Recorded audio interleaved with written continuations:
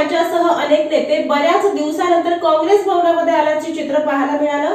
महाविकास आघाडीतल्या नेत्यांनी चाय पे चर्चा या अंतर्गत चांगली चर्चा रंगल्याचं चित्र यावेळी पाहायला मिळालं। पूर्वाश्रमीचे काँग्रेसचे नेते महेश कोठे यांनी सुमारे 10 वर्षांनंतर काँग्रेस भवनात आल्याचं पाहायला मिळालं। अण्णा काँग्रेस भवनात आल्यानं अनेक त्यांचे जुने समर्थक त्यांच्या चेहऱ्यावर आनंद दिसून आला। यावेळी महाविकास आघाडीच्या नेत्यांमध्ये चाय पे चर्चा रंगल्याचं चित्र पाहायला मिळालं।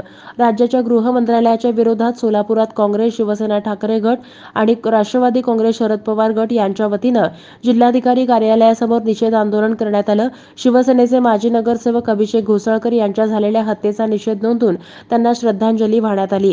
या आंदोलनाला महाविकास आघाडीमधील तीनही पक्षाचे प्रमुख नेते मंडळी मोठ्या संख्येनं उपस्थित होते।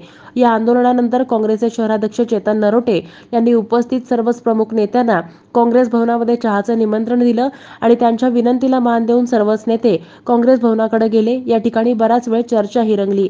काँग्रेस भवनात यापूर्वी राष्ट्रवादी शिवसेनेचे अनेक नेते येऊन गेले आहेत।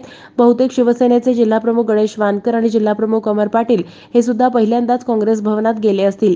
2014च्या लोकसभा निवडणुकीत सुशीलकुमार शिंदे यांच्यात झालेल्या पराभवानंतर महेश कोठे यांनीही काँग्रेस पक्ष सोडून शिवसेनेत प्रवेश केला होता।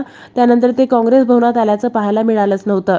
पण अण्णांनी उपस्थिती लावून सर्वांसोबत चहा घेतला, यामुळे सर्वच नेत्यांच्या चेहऱ्यावर उत्साह दिसून आला।